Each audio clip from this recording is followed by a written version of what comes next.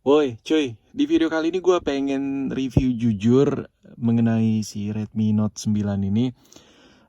Gue tahu gue telat banget uploadnya agak-agak lama ya, karena ini kan udah lumayan lama keluar. Tapi yang terpenting gue bisa ngasih beberapa poin ke lo nih. Ini gue bener-bener review yang menurut gue aja ya, menurut gue nyaman dan yang menurut gue nggak nyaman. Ini bukan masalah gini-gini. Gue kalau nggak bahas Xiaomi itu cuy, kalau ngebahas Xiaomi identik banget dah, pasti banyak banget gue diserang ya, namanya kayak lu bilang aja kalau nggak suka Xiaomi, lu bilang aja kalau bla bla bla, lu benci produk channel bla bla bla dan bla bla bla. Oh shit man, nih ya gue make gue make produk Xiaomi udah dari dulu nih, Mi Band, dan TV gue Xiaomi, alat-alat rumah gue juga pada Xiaomi mereknya, pulpen gue bahkan juga Xiaomi. Jadi kalau lo ngomong masalah gue benci produk Xiaomi, ya menurut gue kayaknya lo nggak ada, nggak tepat lah. Gue tuh lebih ke apa ya, cuman ya bercanda-bercanda. Dan memang kalau gue bilang gue nggak nyaman, harus gue bilang nyaman gitu, demi demi gue nggak ada intonasi kayak ngejelekin produk produk maksud gue. Karena kalau gue bilang gue nggak suka, ya gue harus bilang nggak suka gitu cuy. Gimana ya ngutarinnya? Tapi udahlah, gue yang gue sejelasin itu. Jadi gini, ini adalah Xiaomi Redmi Note 9 yang udah lumayan lama gue coba. Nggak lama sih, maksudnya baru beberapa hari, cuman gue udah bisa ngasih kesimpulan dah. Dan sorry banget gue nge-review di dalam mobil. Yang jelas gue kalau review jujur itu nunggu moodnya tuh agak susah cuy. Tapi tiba-tiba ada mood gitu. Ya udahlah, gue lagi di jalan, ya udah bikin video di dalam mobil aja. Dan by the way, gue juga nggak pakai kamera. Hampir semua review jujur gue di channel ini gue nggak pakai kamera. Anjir, banyak banget bacot gue. Oke, jadi impresi gue mengenai handphone ini selama gue pakai, gue nyaman, nyaman, gak ada masalah. Nyaman itu tanda kutip ya. Maksudnya nyaman itu sesuai harga yang gue beli. Ini kan harganya sekitar 2,5 juta, 2,6 juta pada saat gue beli ya. Pada saat itu gue nggak tahu kalau pas video ini diupload itu harganya berapa, gue nggak tahu karena gue juga nggak tahu gue ngedit terus gue publishnya kapan nih video waktu gue ngerekam ini. Tapi yang jelas waktu gue beli dengan harga 2,5 atau sekitar 2,6, hampir 2,6 gitu, menurut gue ini worth it sih. Worth it itu pertama ya, gue pengen share sedikit ke lo. Ini bagian kameranya ini kan ada tulisan nih 48. Gue nggak terlalu inilah, gue nggak terlalu fanatik lah sama yang namanya pixel. 48 lah, mau 100 lah, mau 60 lah, mau 2020 pixel lah, bodo amat. Gue nggak terlalu open. Tapi yang jelas dengan adanya fitur embel-embel 48 megapiksel ini, gue nyoba kayak pengen ngeprint gambar gitu terus buat gue jadiin pamflet. Dan itu gambarnya lumayan membantu loh cuy. Maksudnya gambarnya memang agak-agak cocok gitu buat dijadiin pamflet. Dan keenakannya dari kamera 48, terlepas ini gimmick atau enggak bodo amat. Tapi yang jelas kalau dibandingkan dengan Android atau iPhone sekalipun yang cuma 12 megapiksel, dia kalah jauh. Ukuran gambarnya itu udah jelas jauh lah ya, dari spek pixel udah kelihatan. Cuman bukan berarti kamera ininya bagus. Itu pixel itu nggak mempengaruhi, anjir. Bacot mulu gue, lu juga udah pada tahu. Tapi yang jelas dengan adanya embel-embel 48 megapiksel dan dengan harga 2 jutaan, 2,5 juta lah taruh lah ya.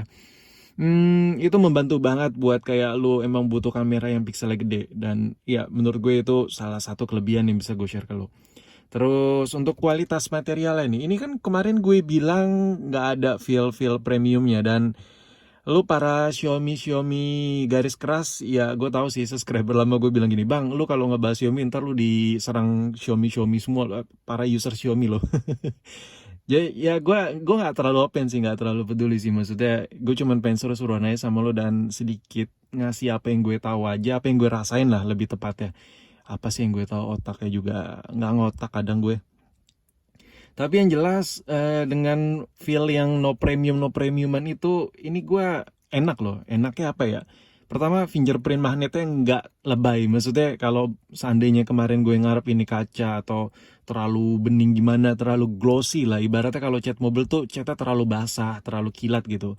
Nah itu kalau tangan keringet ya kan, kayak abis lu megang apa gitu, terus tangan lu megang handphone ini, ya udah itu nyeplak yang dimana menurut gue itu enggak banget sih. Maksudnya ya mengganggu tampilan handphone lo lah, apalagi kalau varian warnanya yang gelap-gelap gimana gitu kan. Itu kan ke reflect banget kan tampilan-tampilan fingerprint magnet lo yang lengket di bagian backdoor ini. Menurut gue dengan bahan-bahan yang ada seperti ini kan, gue kemarin gue bilang kalau nggak salah di video gue sebelumnya, gue bilang kualitasnya terlihat biasa aja, nggak terlalu premium amat. Bukan berarti itu lu jelek cuy, bukan berarti ini handphone ini jelek maksud gue. Ya itu kan ada plus minus. Dengan adanya kondisi housing casing yang diberikan sama Xiaomi seperti ini, ya poin plusnya yang kayak tadi, fingerprint magnetnya nggak terlalu kelihatan. Ya kalau di terawang banget sih kelihatan. Terus kalau gue mainin handphone ini nggak cepet berasa panas cuy, sumpah serius deh, nggak cepet berasa panas karena yang namanya polikarbonat atau plastik, dia penghantar panasnya jauh banget, kecil banget. Rasio persentase dia buat ngantarin panas memang bakal berasa hangat, cuman nggak signifikan, nggak cepet banget, nggak progresif banget lah perpindahan panasnya dari apa yang ada di mesin dengan apa yang ada di housing belakangnya. Dan menurut gue itu kelebihan. Terus feel buat tombol-tombol, volume up down, power biasa aja, B aja. Ya ini udah Type C, dan menurut gue ini nilai plus juga. Ya buat ngecas-ngecas ya lu udah pada tahu lah, nggak usah diobrolin. Kalau buat permasalahan ngecas nggak usah diraguin lagi. It's okay, lumayan cepat dan baterai juga gede.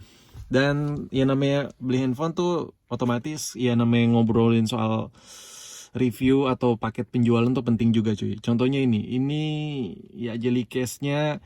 Gue dari dulu kalau beli Xiaomi tuh suka keliru gitu ngelihat si jelly case-nya itu nggak suka apa ya. Kadang gue lupa seri apa ya, gue lupa. Dia tuh bagian kamera nggak ngelindungin. Nah, cuman kalau ini jelly case-nya udah ngelindungin cuy.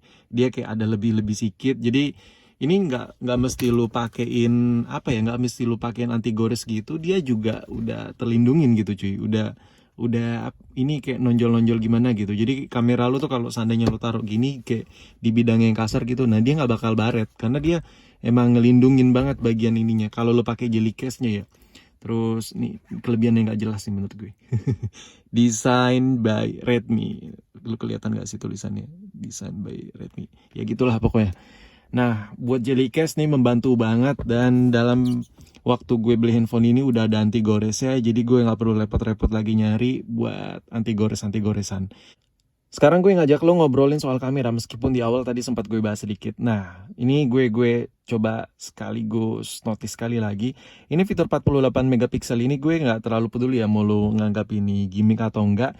Tapi yang jelas dengan adanya fitur 48 megapiksel ini, gue udah lumayan terbantu sih kerjaan-kerjaan ringan gue, kayak gue punya website buat dagangan gue, dan gue butuh foto kayak misalnya barang yang gue dagangin buat background di website atau buat postingan di website gue. Jadi klien-klien gue, pelanggan-pelanggan gue bisa ngezoom gimana gitu, meskipun hasil warnanya nggak sepekat kayak warna realitanya, cuman itu udah ngebantu banget ya. Mau ngarap apa lagi lah, Xiaomi udah ngasih, si Redmi udah ngasih harga murah. Menurut gue ini udah salah satu best value banget menurut gue ya.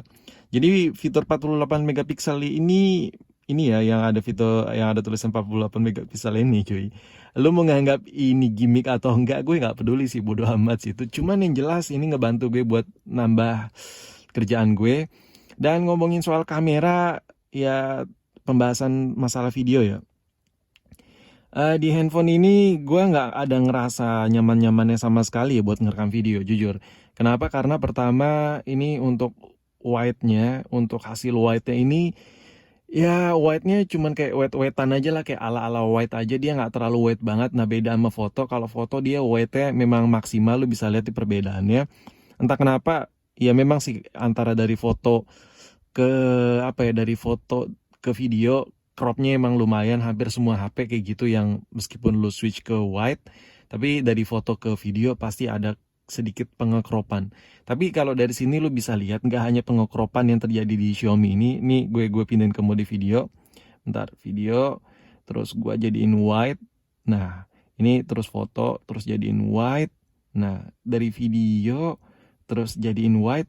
Dia ada satu yang gue notice banget, nggak apa ya, kurang banget lah kamera untuk merekam videonya.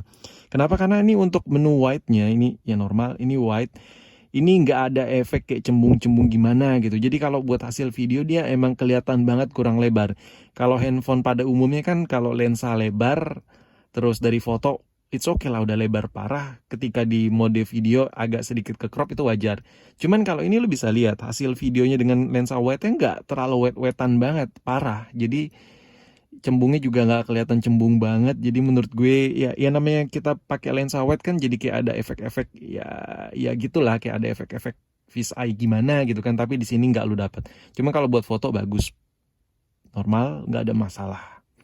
Oke, kalau buat soal kamera mungkin gue nggak bisa bahas lebih. Ya buat fitur malam harinya juga ya udahlah, udah sama kayak Android pada umumnya, nggak ada yang spesial gimana gitu. Pokoknya oke, enak dilihat, dan ya mungkin kalau buat kamera gue cuman bisa bahas di situ. Apalagi yang pengen gue kasih lihat ke lu ya. Ya mungkin dari pemakaian singkat gue nggak bisa nge-share nggak bisa nge-share terlalu banyak maksud gue. Cuman yang jelas dari pemakaian gue pribadi mengenai handphone ini ada beberapa kendala, kayak misalnya YouTube, aplikasi YouTube force close sendiri. Cuma menurut gue itu udah familiar banget di Android. Force close secara tiba-tiba itu udah familiar banget. Jadi menurut gue itu bukan masalah di si Redmi Note 9 ini. Terus buat masalah baterai gue ngerasain ini lumayan awet. Ya kalau dibandingkan sama iPhone, entah kenapa gue lebih suka baterai yang ada di handphone ini. Ini kita nggak ngomongin soal sistem ya, nggak ngomongin soal ekosistem di Android ataupun di iOS, tapi lebih ke ketika gue pasang sama-sama dengan satu SIM card, ya dengan pemakaian yang normal di iPhone dengan normal di si Redmi Note ini, gue lebih tahan lama di Redmi Note ini cuy. Ya gue perbandingannya sama iPhone X dengan iPhone XR juga. Jadi menurut gue baterai ini tergolong oke lah kalau buat lo emang lu butuh handphone buat kerja gitu, tapi lu butuh baterai yang agak-agak gede gimana gitu, terus ngecasnya enak. Ya menurut gue ini bisa jadi salah satu pilihan juga. Cuman buat lu yang memang pengguna Android yang selalu flagship user only atau mantan-mantan flagship user only juga, kayak Pixel yang jadul-jadul masih lu pakai, kayak Samsung Galaxy S7 yang jadul-jadul dan masih lu pakai, atau Samsung varian Note yang jadul-jadul tapi flagship killer banget pada masanya tapi masih lu pakai.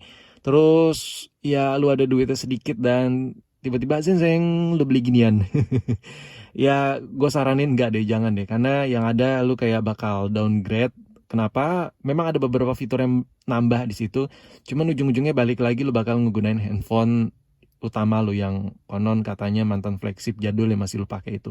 Jadi menurut gue sekian aja review jujur gue mengenai si Redmi Note 9 ini. Oh, satu lagi nih, gue minta bantuan dong dari lo. Lo kalau pakai handphone ini coba dong tulis di kolom komentar kekurangan atau kelebihannya apa aja, dah boleh lah, atau kendala-kendala yang lu alamin di Redmi Note 9 ini, biar teman-teman kita, orang-orang lain yang nonton video ini juga pada tahu, pada dapatlah informasi yang diberikan dalam satu konten ini cuy, dibandingkan bacotan gue doang. Oke, mungkin sampai di sini video gue, sampai jumpa di video berikutnya. Thank you banget udah menonton sampai habis. Gue nggak tahu next bakal ada konten si Redmi Note 9 ini atau enggak, cuman yang jelas ditunggu aja, gue juga masih pakai handphone ini cuy.